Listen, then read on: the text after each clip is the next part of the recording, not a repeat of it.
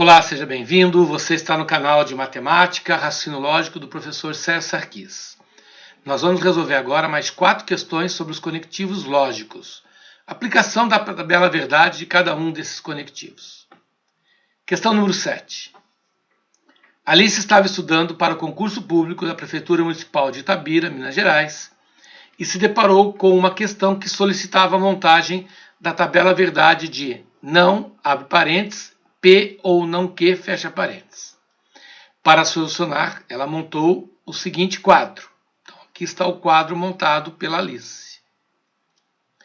O número de V encontrado na coluna P ou não que, P ou não que, é a nossa quarta coluna, multiplicado pelo número de F encontrado na última coluna, é.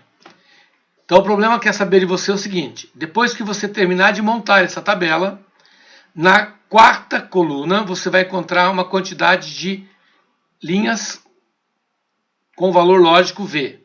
E na última, uma quantidade de linhas com valor F, valor lógico F. Ele quer que você multiplique a quantidade de V pela quantidade de F. Então nós vamos ter que montar a nossa tabelinha, né? Então vamos lá. A tabela proposta pela Alice é essa daqui. Então vamos começar a completar todas essas células que estão vazias aqui. Começando pela terceira coluna. A terceira coluna tem um sinal de negação aqui, ó. Então ele está pedindo que você negue essa proposição. Ela tem 2 valores verdadeiros, 2 valores falsos. Então vamos negar. Negar é trocar o valor lógico. Então, se a frase original é verdadeira, sua negação passa a ser falsa. Se a frase original é verdadeira, sua negação passa a ser falsa. Se a frase original é falsa, sua negação se torna verdadeira. Se essa frase é falsa, sua negação se torna verdadeira. Em outras palavras, nós invertemos o valor lógico. O que era verdadeiro ficou falso e o que era falso se tornou verdadeiro. Muito bem. Vamos agora para a quarta coluna. Ela quer que eu faça a junção da coluna P, que é a primeira coluna, com a coluna não que é a terceira. Ele quer que eu junte essas duas colunas através do conectivo OU. Então nós vamos fazer o seguinte.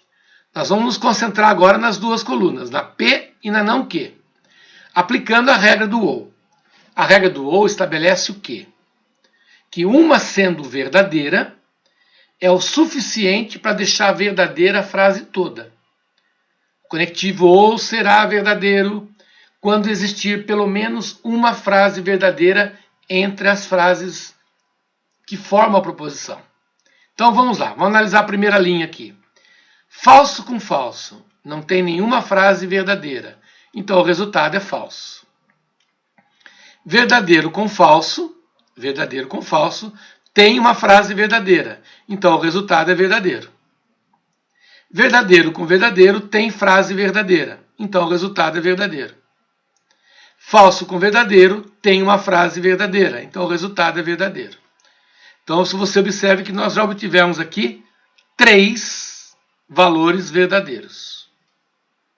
Ok? Muito bem. Agora vamos para a última coluna. Senhores, a última coluna nada mais é do que a coluna anterior com a negação na frente. Por isso que ela colocou esse parênteses aqui. Esse parênteses simboliza a coluna anterior. Ora, se eu estou colocando a negação na frente do parênteses, eu estou pedindo para negar essa coluna. Ora, negar algo falso se torna verdadeiro. Negar algo verdadeiro se torna falso. Verdadeiro se torna falso. Verdadeiro se torna falso. Portanto, eu tenho 3 proposições verdadeiras com 3 proposições falsas. Ele quer que eu multiplique o número de verdadeiros encontrado nessa coluna com o número de falsos encontrado na última coluna. Então, 3 vezes 3, resultado 9. Portanto, essa questão tem como alternativa correta a alternativa letra C.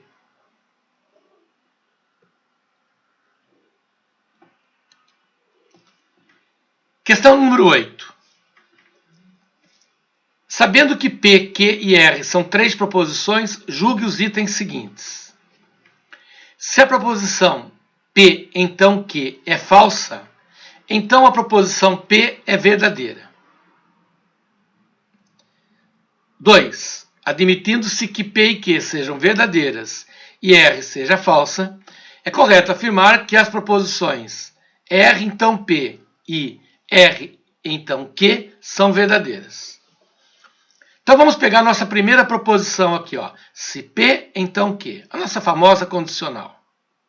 Ele está dizendo que essa nossa condicional é falsa. Ora, a condicional só é falsa quando nós temos aquela combinação de valores Vera-Fischer. Verdadeira com falsa. Então, para que o resultado final de uma condicional seja falso, obrigatoriamente a primeira parte dela é verdadeira, a segunda parte é falsa. Lembrando que a primeira parte é chamada de condição suficiente ou antecedente. A segunda parte é chamada de condição necessária ou consequente. Então, quando a primeira parte é verdadeira e a segunda é falsa, o resultado é falso. E ele afirmou que P tem que ser uma proposição verdadeira. Perfeito. Então, a afirmação número 1 está correta. Na afirmação número 2, ele diz que P e Q são frases verdadeiras. São proposições verdadeiras. Então eu vou colocar verdadeiro aqui no P e verdadeiro em Q. Afirma que R é uma frase falsa. R falso, R falso. Perfeito? Muito bem. O que nós temos agora é justamente o caso contrário a Vera-Fischer. Eu tenho a situação aqui em que a primeira parte é falsa e a segunda é verdadeira. E nós sabemos que essa combinação de valores na condicional gera um resultado verdadeiro, tanto aqui quanto aqui. Portanto, a afirmação que ele fez está correta. É correto afirmar que essas proposições são verdadeiras. Perfeito, elas são verdadeiras. Então a questão número 8 tem os seus dois itens, 1 e 2, como corretos. Questão número 9. Considere a proposição PU e julgue o item seguinte. P1. Se há carência de recursos tecnológicos no setor alfa, então o trabalho dos servidores públicos que atuam nesse setor pode ficar prejudicado. Se a proposição o trabalho dos servidores públicos que atuam nesse setor pode ficar prejudicado for falsa e a proposição há carência de recursos tecnológicos no setor alfa for verdadeira, então a proposição P1 será falsa. Certo ou errado? Então vamos fazer o seguinte. Olha só. Aqui nós temos a proposição P1. Se há carência de recursos, então o trabalho dos servidores. Uma coisa que vocês têm que ficar ligados nesse tipo de exercício é que não há necessidade de você colocar todas essas palavras na hora de resolver. Mesmo porque lá na hora da prova você não vai ter espaço para tudo isso, né? Então, por exemplo, a palavra-chave aqui é a carência. E a outra palavra aqui, o trabalho será prejudicado. Então, vamos fazer o seguinte. Nós temos o se e temos o então. Vamos separar isso aqui em duas proposições. Proposição A. Há carência de recursos tecnológicos do setor alfa. Proposição B. O trabalho dos servidores pode ficar prejudicado. Essas duas proposições separadas estão interligadas pelo se então. Então eu coloco aqui, proposição P1, se A, então B. O problema informou que a frase o trabalho, ou seja, a proposição B, ela é falsa. Então eu vou vir aqui, ó, na proposição B, eu vou colocar o valor falso. E a proposição a carência, que é a proposição A, é verdadeira. Ora, senhores, nós estamos trabalhando justamente com a combinação Vera-Fischer. Na condicional, a combinação VF gera resultado falso. Portanto, aquilo que ele afirmou, que foi, então a proposição P1 será falsa. Perfeito. A proposição P1 será falsa porque ela é uma condicional onde a primeira parte é verdadeira e a segunda parte é falsa. Então, a questão de número 9, a afirmação que ele fez está correta. Perfeito? Muito bem. Vamos para a questão de número 10 agora. Considere falsidade a seguinte afirmação. Se Carlos é advogado, então Amanda é juíza. Com base nas informações apresentadas, é verdade que... Então você observe mais uma vez, e é uma questão da banca VUNESP, que é uma questão de uma banca muito conceituada, assim como a Fundação Carlos Chagas, assim como o CESP, Fundação Getúlio Vargas, Consulplan, né? São bancas muito conceituadas. Ele coloca assim, Carlos advogado, Amanda é juíza, se essa proposição ela é falsa. Então nós vamos fazer o seguinte, considere falsidade a seguinte afirmação. Ele está dizendo que essa afirmação é falsa. Ora, senhores, nós estamos diante de uma condicional. E uma condicional só gera resultado falso quando a primeira parte é verdadeira e a segunda é falsa. Para uma condicional ser falsa, para ela gerar um resultado falso, é necessário que a primeira parte seja verdadeira e a segunda seja falsa. Então, com base nas informações apresentadas, é verdade que, letra A, Carlos é advogado. Perfeito, Carlos é advogado. Então, essa já é a resposta do nosso exercício, né? Mas vamos dar uma olhadinha nas outras alternativas aqui. Ele fala assim, se Amanda não é juíza, ora, se ser juíza é falso, não ser juíza é verdadeira. Carlos não é advogado, se ser advogado é verdadeiro, não ser advogado é falso. E na condicional, se, então, V com F gera resultado falso. Então, por isso que a letra B não pode ser resposta, porque ela está gerando um resultado falso. Amanda juíza é uma frase falsa.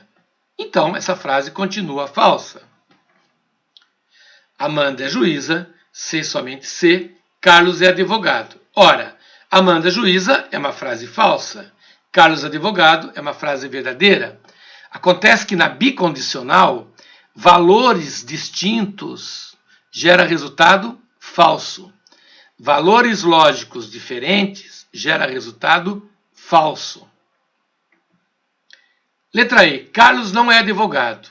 Nós já vimos que Carlos advogado é uma frase verdadeira, portanto, não ser advogado é uma frase falsa. Então, realmente, a única alternativa que nos gera um resultado verdadeiro é a alternativa letra A. Perfeito?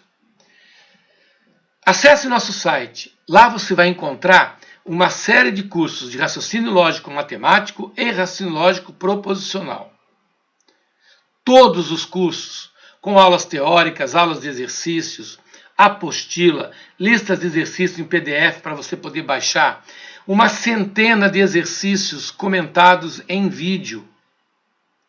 Tudo dando condições para que você possa se preparar com qualidade para qualquer prova de concurso público no Brasil. Nosso site www.matematicalogica.com.br. Inscreva-se no nosso canal no YouTube, deixe o seu like, ative as notificações para que você possa receber as aulas à medida que nós vamos postando essas aulas no nosso canal do YouTube. Divulgue nosso trabalho com os seus amigos, compartilhe o nosso canal, para que mais e mais pessoas possam ter acesso ao conhecimento. Um forte abraço e até o nosso próximo encontro. Tchau, tchau.